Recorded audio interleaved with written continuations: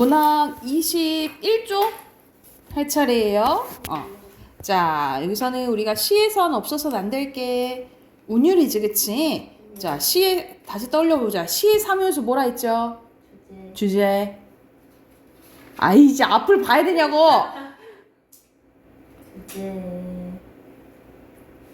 주제. 운율. 뭐예요, 승민 씨? 주제 시상? 네? 사상, 시상. 네? 우리 이미지 뭐야, 이미지? 사진. 어머. 우리 시를 읽다 보면 어떤 상황인지 떠올려지잖아. 예. 그걸 이미지라 하는데 이미지 같은 말.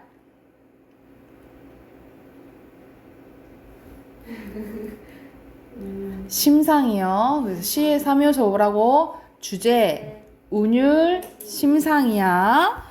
자, 여기서는 이제 운율 나오는데 시에서 행을 이루는 단어의 배열과 발음에 의해서 느껴지는 말의 가락입니다. 말의 가락을 운율이라고 하고 심장에 뛰는 소리나 발걸음 소리, 시계 소리 등 어떤 소리 요소가 일정한 주기로 규칙적인 뭐를 보여주는 거예요?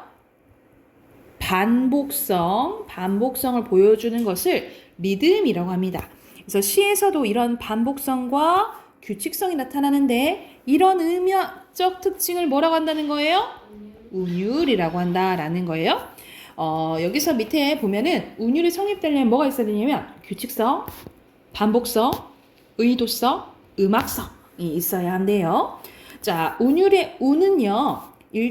소리의 일정한 요소가 일정한 위치에서 규칙적으로 반복된 운율을 운이라고 해요. 그래서 우리가 일정한 위치에 똑같은 말이 반복돼서 느껴진 운율을 음이율이라고 하거든요. 그래서 음이율의 종류에는 세 가지가 있어요. 둔, 요운, 가군. 이거에 대한 설명 밑에 있거든요. 밑에 참고하면. 자, 다시 특정한 위치에 일정하게 같거나 비슷한 음이 배치돼서 형성되는 운율을 뭘 한다고? 음이율이라고 하고 첫 번째 글자 같으면 둔이라고 하고요. 가운데가 같으면 요운, 끝에가 같으면 가군이라고 해요. 그래서 뭐가 있어? 둔, 요운, 가군이 있어요. 근데 보통 가군이 많이 나온다라고 보시면 돼요. 우리 끝자 맞추는 걸 라인 맞춘다고 하잖아. 그렇게 했지, 말했지, 했었지 이런 식으로 라인 맞춘다 했잖아. 비웃지 마. 나 비웃었어. 비웃었어. 그래서 라인 맞춘 이거는 국어에서는 시에서는 가군이라고 보시면 생각하시면 돼요. 그래서 이 둔, 용, 가군을 느껴진 운율을 뭐라 한다고? 음이율이라고 한다고. 음이율.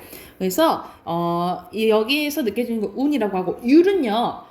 소리의 일정한 수량적 단위가 반복되는 걸 생각하시면 됩니다. 글자 수 얘기하네. 그래서 대표적으로 글자 수가 반복되면 음수율, 끊어읽기가 반복되면 음보율이라고 생각을 하시면 돼요. 그래서 밑에 설명 보면 전통적인 운율은 3음보와 4음보율은 조금 다르다는 특징이 있는데 3음보의 경우에 상대적으로 음악적 특징이 강하며 주로 애상으로 슬픈 감정이요. 이 슬픈 감정을 드러내는 데 마주로 사용됩니다. 그래서 보통 우리의 전통적인 민요 느낌이 3음보라고 생각하시면 되고요. 반면에 4음보는 상대적으로 안정감과 균형감을 느끼게 해서 음이 전달에 효과적이라는 특징이 있습니다. 근데 이거는 절대적인 건 아니고 거의 좀 느낌상이라고 생각하시면 돼요. 자, 밑에는 운율의 종류가 표로 정리되어 있습니다. 첫 번째, 외형률이 나와 있는데 우리가 운율은 크게 두 가지로 나뉘어져요. 외형률과 내재율 이렇게 나뉘습니다. 외형률은 겉으로 반복되는 특징이 드러나 있는 운율이라고 보시면 돼요. 그래서 보통 고전 시가에서 나타나는 게 외형률이에요. 왜냐하면 고전 시가는 정형시가 많잖아요. 형식이 정해져 있잖아요. 그치? 여기서 느껴지는 운율을 뭐라 한다고? 외형률이라고 하고 자, 겉으로 드러나는 게 세 가지가 있어요. 앞에서 음수율, 글자 수가 반복되는 거예요. 음보율, 우리가 한 호흡, 그러니까 끊어읽기 단위 음보가 말 그대로 반복되는 걸 생각하시면 되고 음이율은 아까 있지? 특정 위치에 일정한 글자가 반복될 때 느껴지는 운율을 음이율이라고 합니다. 그래서 이런 음수율, 음보율, 음이율로 느껴진 운율을 뭐라 한다? 외형율이고요. 자, 내재율은 은근하게 느껴지는 운율을 내재율이라고 해요. 그래서 우리 요즘에 쓰여진 거의 현대시들, 자유시들은 거의 다 내재율이라고 보시면 됩니다. 자유롭게 쓴 시들이 거의 다 내재율이요. 그래서 뭐 유사한 의문이 반복되거나 통사 구조가 반복되거나 음절수, 음성 상징어가 사용되거나 뭐 단어가 반복되거나 문장 부호가 활용되거나 이럴 때 느껴지는 운율을 내재율이라고 생각을 하시면 됩니다. 자, 밑에는 고전 시가에서 반복되는 게 정리되어 있네요. 우리가 시조는 형식 다 외웠잖아요. 그치? 3장 6구 45자 내외에다가 3자조, 4자조 음수율, 4음보죠. 그쵸? 가사는 시조가 길어진 거라고 생각을 하시면 되거든요. 그래서 3자조, 4자조 음수율, 4음보는 거의 똑같다라고 생각을 하시면 됩니다. 그런데 마지막 줄을 얘기하는 거죠. 시조의 종작의 음수율과 같은 형식이면 전격가사라고 하는데 보통 뭐라 생각하면 되냐면 맨 마지막 줄이 3~5~4~3 5글자, 3글자, 5글자, 4글자, 3글자가 오면 전격가사라고 하고 이게 정해지면, 이게 지켜지면 만약 이게 안 지켜진다 그러면 변격가사라고 보시면 됩니다. 그래서 가사의 종류가 전격가사와 변격가사로 나뉘어진다라고 기억해 두시면 돼요. 그리고 민요는 뭐 거의 3음보라고 생각을 하시면 될 것 같아요. 그래서 여기서는 운율을 형성하는 요소가 나와 있다라고 생각을 하시면 되고 옆에 예시 시가 있습니다. 시 한번 봐볼게. 이거 우리 기억나지 않아요? 산이 언덕에. 기억나죠, 그치? 우리 그 문화 해석하는 관점할 때 했었잖아요, 그치? 자, 신동엽의 산의 언덕에라는 작품입니다. 그리운 그의 얼굴 다시 찾을 수 없어도 화사한 그의 꽃 산의 언덕에 피어날저이 하고 특정한 이 어미가 반복된다 했죠. 그래서 이건 마땅히 뭐뭐 한다 이런 뜻이라 했지. 그리운 그의 노래 다시 들을 수 없어도 맑은 그 숨결 들의 숲속에 살아갈저이 쓸쓸한 마음으로 들길 더듬는 행이나 눈길 비었거든 바람을 담고 그리고 바람 비었거든 인정을 담은 치네. 여기서는 비슷한 문장 구조가 반복됐죠. 그쵸?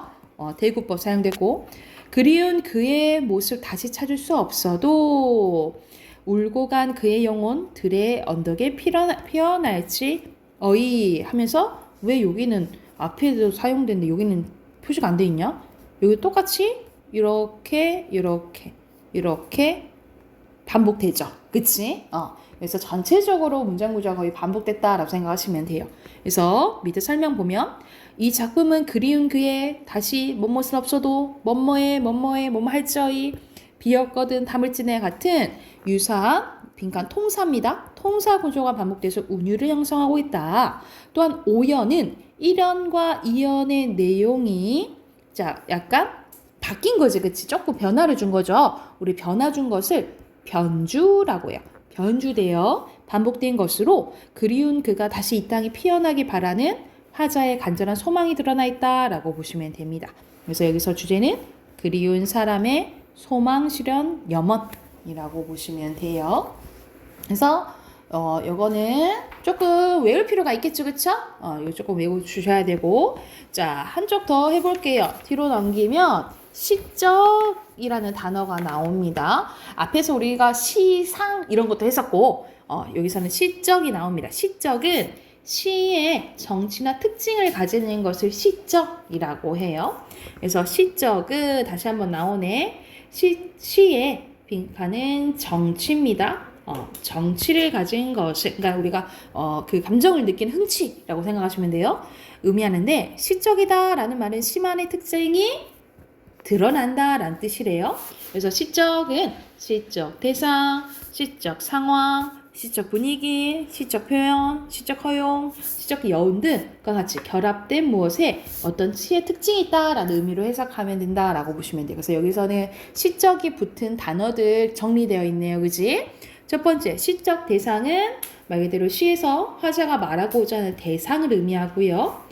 시적 상황은 시에서 화자가 존재하는 시간적 배경이나 공간적 배경, 사건이 벌어지는 과정이나 전체적인 형편이라고 생각하시면 되고, 시적 분위기는 화자의 태도나 정서, 시여, 이미지, 운율 등의 복합적으로 작용하여 전체적으로 풍기는 느낌이라고 보시면 되고요. 시적 표현은 현실에서 성립할 수 없는 거짓된 표현이라도 시의 세계는 가능한 표현을 얘기를 합니다. 그래서 의사소통을 위해 의성적인 표현이 주로 사용되는 산문과 달리 시에서는 표현의 다양한 변형을 시도하여 비일상적인 표현을 만들어 사용할 수 있다라는 거죠. 그러니까 우리가 보통 일상에서 생각지 못한 표현을 할 수 있다 이 말인 거죠. 그리고 문법적으로는 맞지 않지만 시에서는 가능하다라고 보는 거 우리 알잖아. 시적 허용이라고 하죠. 말 그대로 문법적으로는 맞지 않지만 시에서는 괜찮다라는 부분을 시적 허용이라고 보시면 되고, 그리고 시적 여운이 있어요. 여운은 가시지 않고 남아있는 운치를 얘기하는데요. 서술어로 문장을 종결하지 않는 표현, 우리 저번 시간에 말줄임표 했었지, 그치? 말줄임표의 사용이나 명사로 종결하는 방식으로 여운을 남길 수가 있다라고 생각을 하시면 돼요. 그리고 시적 긴장감입니다. 시적 긴장감은 시어가 대상을 가리키는 성질인 외연과 여러 가지 뜻 한꺼번에 지니고 있는 내포가 비등한 힘으로 대치됨으로써 시적인 정치를 불러일으키는 상태라고 생각을 하시면 돼요. 말 그대로 여러분이 알고 있는 그 긴장감이라고 생각하시면 됩니다.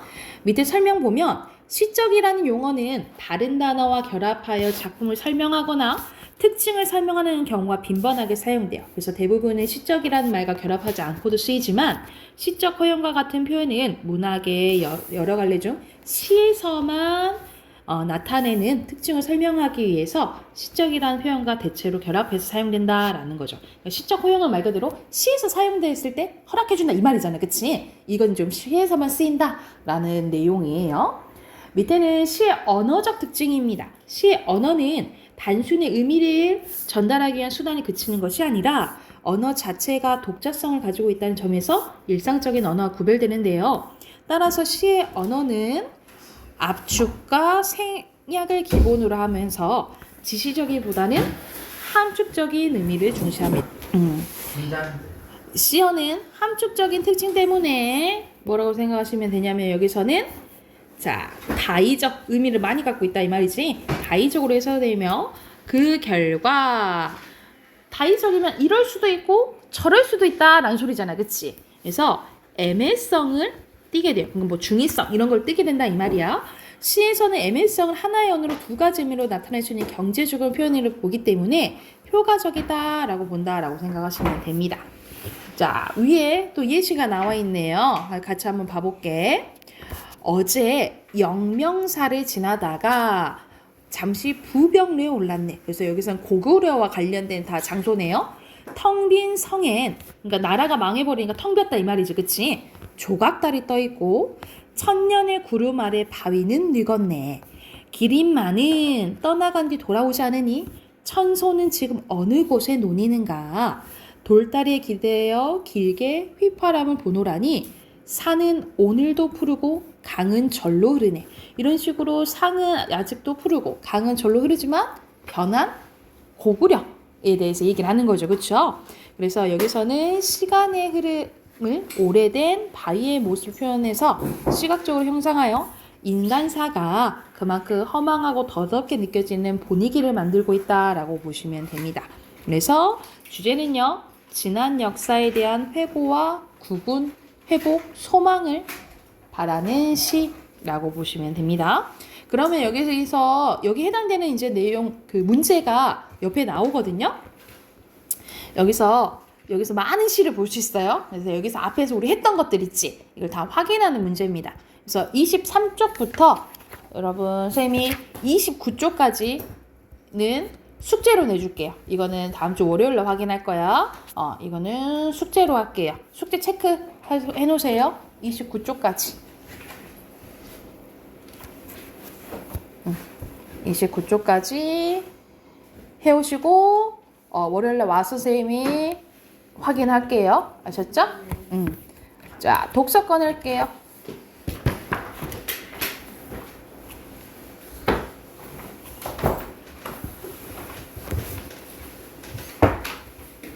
(18쪽입니다)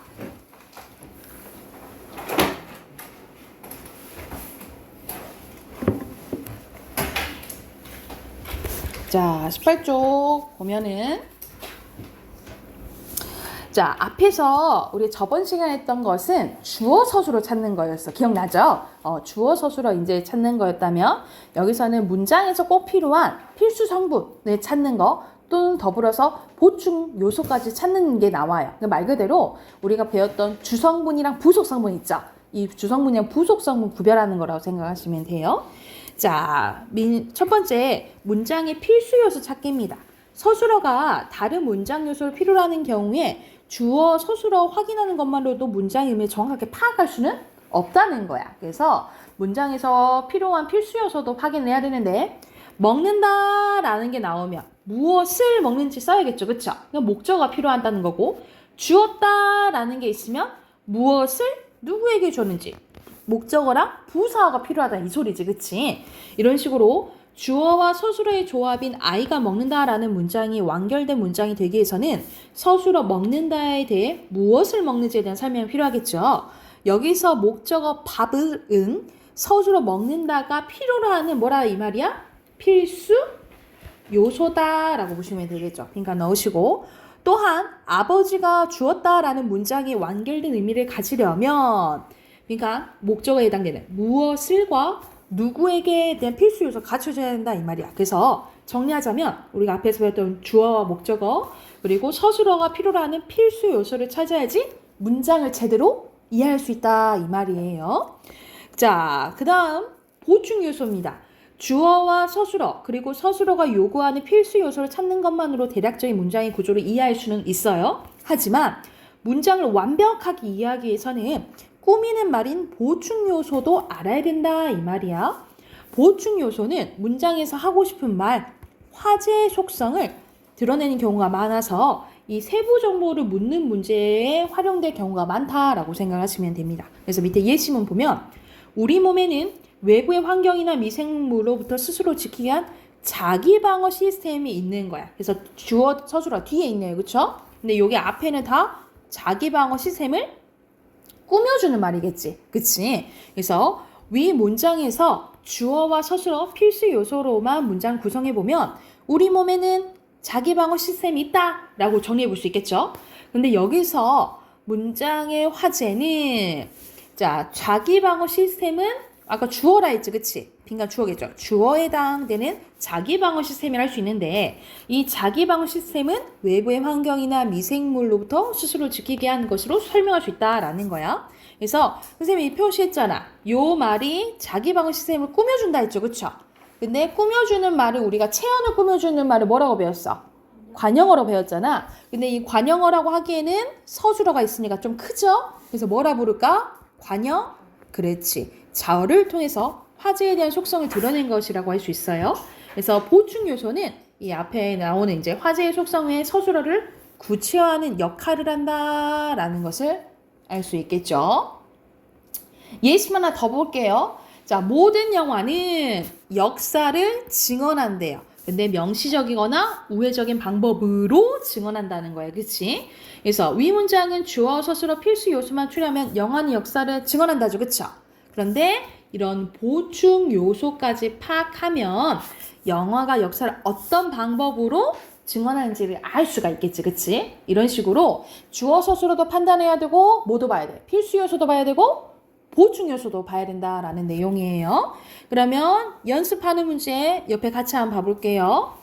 자, 큰 주어입니다. 그는 세웠어. 그러면 무엇을 목적어가 필요하겠죠. 그쵸? 그러면 뭐 쓰면 돼?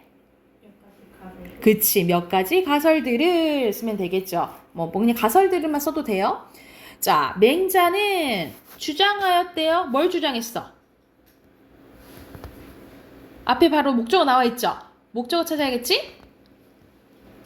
도덕 내재주의를 쓰면 되겠지.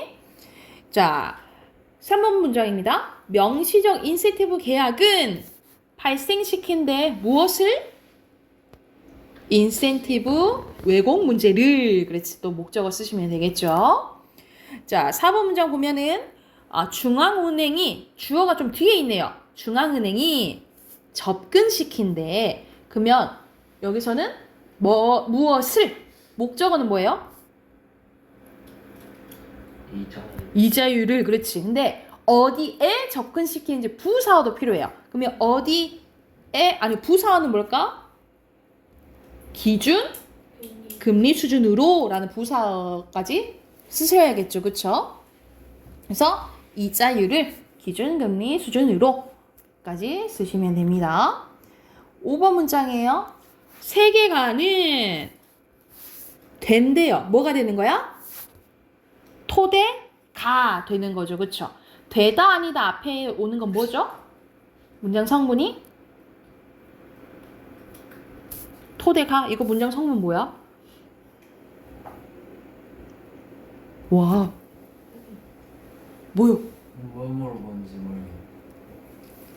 되다 앞에 오는 토대가 있잖아요. 이게 문장 성분이 뭐냐고요? 문장 성분이 어가 그러니까 무슨 어냐고요? 아 되다 아니다요. 그래. 되다 아니다 앞에 오는 거 뭐야? 명사. 엄마. 보어죠, 보어. 왜 그럼? 자기가 어로 끝나는 거죠 해놓고 명사가 웬 말이야? 아, 되다 아니다. 자, 그리고 밑에는 전체 주어입니다. 전체 주어는 여기서 가능 세계의 개념은 일상 언어에서 흔히 쓰이는 필연성과 가능성에 대한 진술을 분석하는 데 중요한 역할을 하는데, 그럼 여기서는 개념은 서술어는 한다. 무엇을 쓰여야겠죠? 역할을 쓰면 되겠지. 순서대로 개념은 역할을 한다. 이렇게 쓰시면 돼요. 자, 7번 문장입니다. 이 과정에서 그들은 특정한 금속의 스펙트럼에서 띄엄띄엄 떨어진 밝은 선의 위치는 그 금속이 홑 원소로 존재하든 다른 원소로 결합하여 존재하든 불꽃의 온도에 상관없이 항상 같다는 결론에 도달했대. 그럼 여기서 큰 주어는 뭘까? 보통 주어는 은는이가 붙죠? 찾아봐. 큰 주어? 그들은 그렇지. 그들은 끝에가 서술어죠? 도달했대. 그러면 어디에 써야겠죠?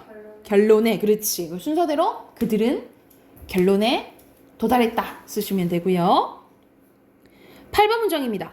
보험 가입자들이 자신의 가진 위험의 정도에 대해서 진실한 정보를 알려주지 않는다면 보험사는 보험 가입자 개개인이 가진 위험의 정도에 상하는 보험료를 책정할 수 없대. 여기서는 두 문장이 이어진 거거든요. 그래서 이제 두 문장 각각 분석해야 되는데 주어는 딱 나와있죠. 보험 가입자들이 서술어는 알려주지 않는다면 필수 요소는 뭐겠어요?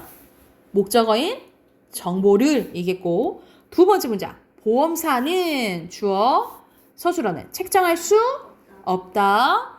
필수 요소 보험료를. 그렇지. 여기서 이렇게 순서대로 쓰시면 돼요.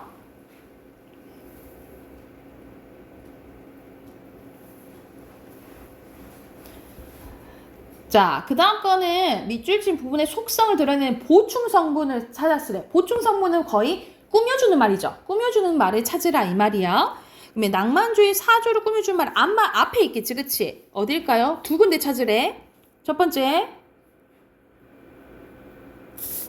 외부 세계에 대한 왜곡된 표현을 허용하는 이죠. 하나 더는 더 앞이지. 예술가의 독창적인 감정 표현을 중시하는. 그래서 여기 두 군데 쓰시면 되겠죠. 요 두 군데가 뭘 꾸며주는 거야? 낭만주의 사조를 꾸며주는 거겠죠.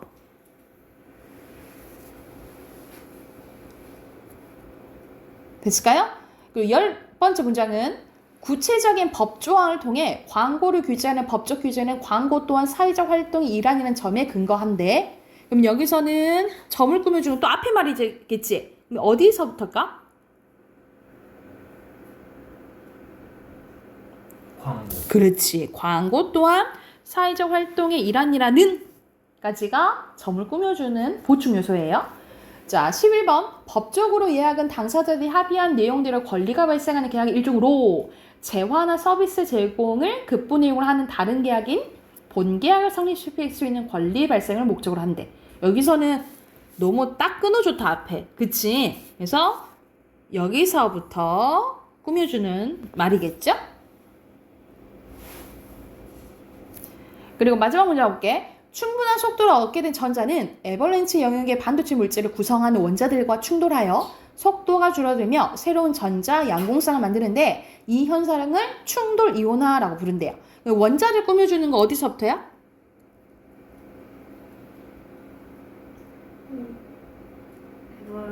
그렇지. 여기까지가 주어잖아요. 그쵸? 그래서 여기서부터 꾸며주는 말이라고 보시면 됩니다. 됐나요? 그래서 여기서는 필수 요소랑 보충 요소 찾는 거 나와요. 뒤로 넘겨서 문제 푸셔야겠죠? 20페이지, 21페이지 문제 푸시고 20페이지를 다 읽으셔야지 21페이지 문제 풀 수 있어요.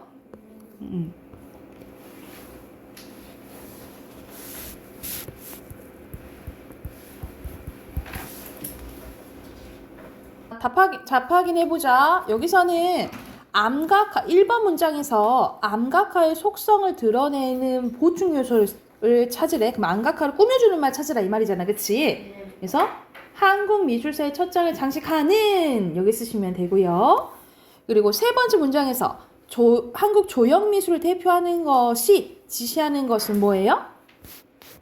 석굴암의 부조상들인데 여기서부터 쓰셔도 돼요. 금강역사상 같은 석굴암의 부조상들 쓰시면 되고 7번 문장에서 요조가 형태의 윤곽선을 표현하는 방법은 어떻게 한다 했어? 형태 내부를 표면보다 약간 낮게 쪼아낸다 했죠. 그쵸? 여기 부분 쓰시면 되고 자 9번 문장에서 암각화를 뭐라고 했지요? 회화라고 했죠. 그쵸? 간단하게 회화 쓰시면 돼요. 자, 12번 문장에서 전체 주어 그늘의 속성을 설명하는 보충 요소의 첫어절과 끝어절을 쓰래요. 자, 여기서 그늘이 여기 있잖아. 그러면 평면에 밀착된 부분과 평면으로부터 솟아오른 부분 사이에 생기는 미묘하고도 섬세한이 다 보충 요소야. 근데 첫어절과 끝어절 쓰라 했으니까 평면에 섬세한 이렇게 쓰시면 되겠죠. 그리고 14번 문장을 세 부분으로 나눈다 할 때 전체 주어 부조는 호응하는 서술을 세 개를 쓰래. 자, 부조는 평면의 입체 대상을 표현하므로 중약감을 수반하게 되고 공간과 관련을 맺는데 그러면 서술어는 표현함으로 수반하게 되고 이거 한꺼번에 쓰셔야 돼요. 그리고 맺는다 이렇게 세 가지 쓰면 되겠지. 서술어 세 개 쓰라 했으니까.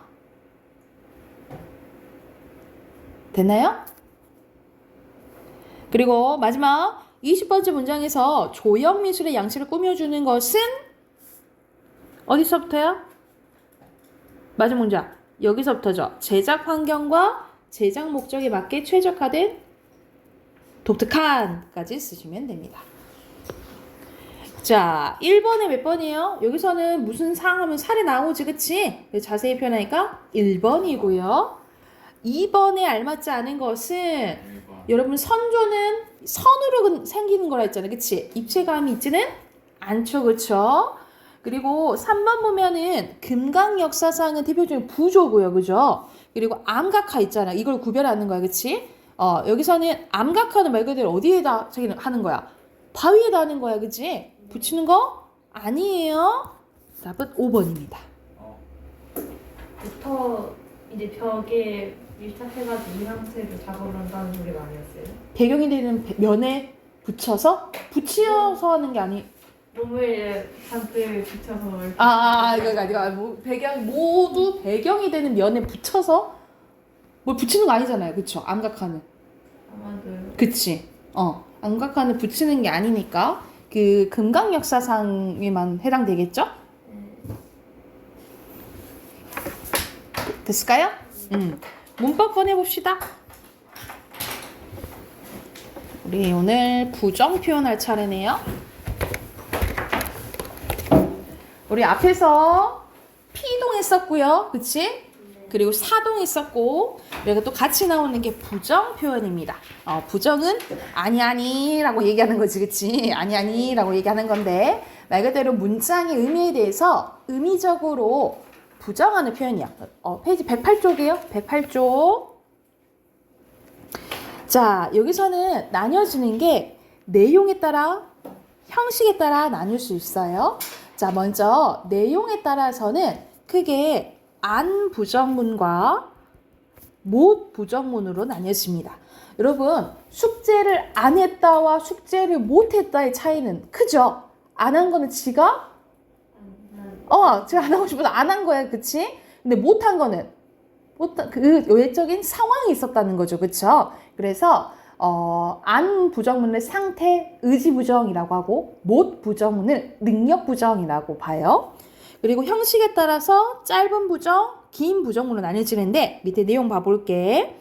자, 내용에 따른 구분입니다. 상태 의지 부정에는 안 부정문인데 아니하다라를 사용해서 단순한 사실이나 상태가 그렇지 않음이나 또는 주체 의지로 하지 않음을 얘기를 해요. 그래서 안 부정문을 뭐라고 부르냐면 상태 부정, 의지 부정이라고요.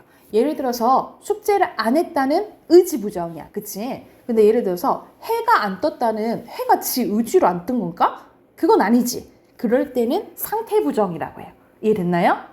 그래서 여기서는 안 부정문을 상태 의지 부정이라고 하고 못 부정문을 능력 부정이라고 하는데 못하다를 사용해서 외부의 원인이나 주체의 능력 부족으로 인해서 불가능한 것을 표현해요. 예를 들어서 숙제를 못했다는데 예를 들어서 말 그대로 놀러 가서 못할 수도 있잖아, 그치? 그건 외부적인 원인이잖아. 근데 내가 풀려고 했는데 도저히 내 머리로는 안 돼서 못 풀 수도 있잖아요. 그런 것 좀 능력 부족이라고 생각하시면 되겠죠. 이해됐을까요? 그래서 그게 안 부정문과 못 부정문으로 나뉘어져요. 그런데 자, 여기서는 형식에 따라서 안과 그냥 못이 사용되면 짧은 부정문이라고 합니다. 이거는 부정부사거든요. 우리 부사는 보통 어떤 역할을 해? 서술어 꾸며주죠. 그치? 그래서 밥을 안 먹었다, 못 먹었다 했을 때 서술어 앞에서 부사로 쓰일 때는 짧은 부정문이라고 하고요. 긴 부정문은 서술어로 사용될 때예요. 뭐뭐하지 않다, 뭐뭐하지 못하다. 그래서 밥을 먹지 않았다, 밥을 먹지 못했다. 이렇게 쓰이면 긴 부정문이라고 보시면 됩니다. 이해됐나요? 그래서 예를 들어서 이 문장을 봤을 땐 못 부정문이 쓰였고 짧은 부정문이 쓰였다. 이렇게 보면 되겠지, 그치? 이걸 봤을 때는 안 부정문이 쓰였고 긴 부정문이 쓰였다라고 보시면 되겠죠, 그쵸? 그런데 여기 봐볼게요. 명령문에는 부정문이 부정 표현이 안 쓰이고 안 부정문이랑 못 부정문이 안 쓰이고 뭐가 쓰이냐면 대신 뭐뭐 하지 마라, 말다 부정문이 사용돼요. 뭐가 사용된다고?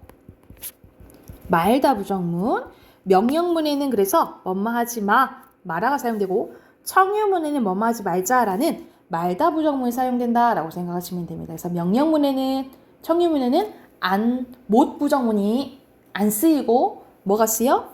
말다 부정문이 쓰인다라고 생각을 하시면 돼요.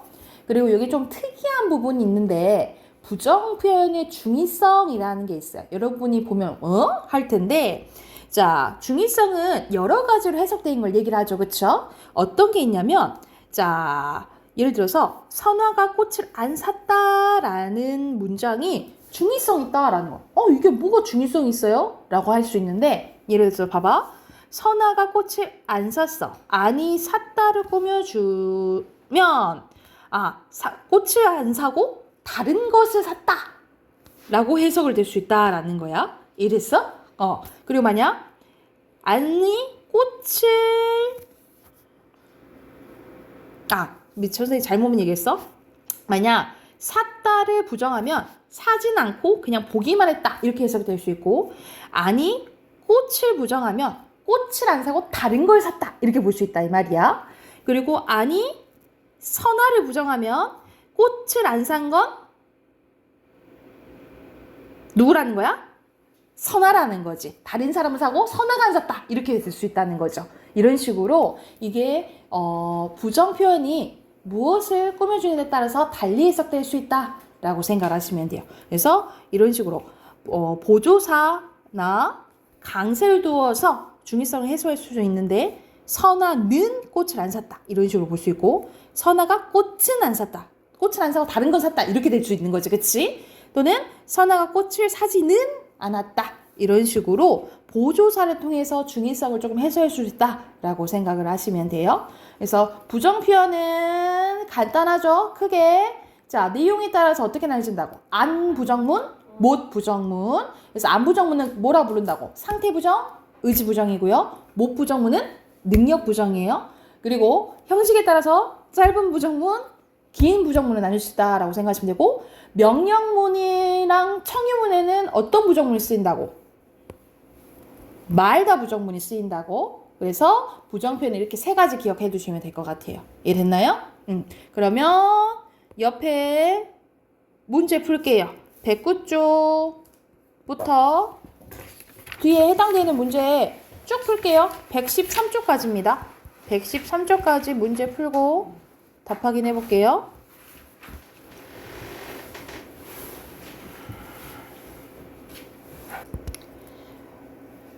우리 109쪽만 우선 채점하고 덜 푸는 부분은 숙제로 할게요. 우선 109쪽 채점해 봅시다. 부정표현 해당되는 문제죠. 순서대로 봤을 때, 부정문이 아닌 거 고르는 거네, 그치? 못 앉겠다? 이건 안 쓰였죠, 그쵸?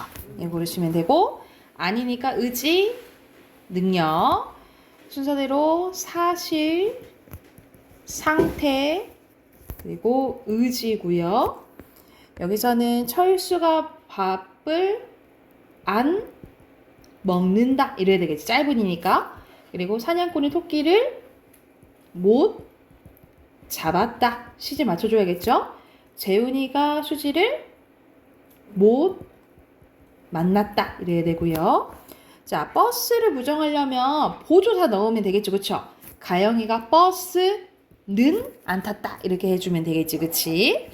그리고 오른쪽에 보면은 위에 기역, 니은, 리을, 디귿, 리을, 미음에 해당되는 거야. 안 가니 했잖아. 안, 니은은 안 가는 게 있을 때 안, 디귿은 못이니까 쓰시면 되고, 리은은 이기지 못했어. 그래서 못하다. 그리고 미음은 못 이겼다고 해서 못이잖아요. 그쵸?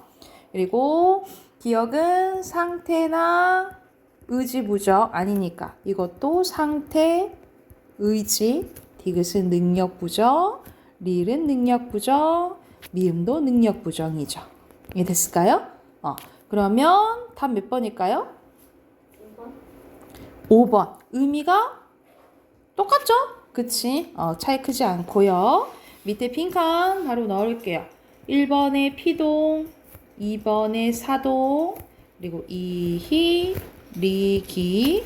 통사적 피동은 뭐뭐 어지다, 뭐뭐하게 되다가 붙는다 있고요. 주어가 되고 부사어가 되죠. 사동정미사는 이희, 리기에다가 뭐가 추가된다 했어? 우구추 추가된다 있고요. 7번에 통사적, 8번에는 이제 부사어로 바뀌고, 그 다음에 상태, 의지 부정과 능력 부정으로 나뉜다 했고, 그리고 부정부사일 때는 짧은 거죠. 안, 못, 긴 부정에는 뭐뭐 하지? 아니하다. 줄어들어서 않다 되는 거죠. 뭐뭐 하지? 못하다. 여기까지 우선 하고 110쪽부터 113쪽은 다음 시간 답 확인할게요. 그래서 덜 푼 문제는 숙제로 해오세요. 오늘 숙제 문법 숙제 있고 문학 숙제 있어요. 그리고 어휘 이 공부해 오시면 됩니다. 아셨죠?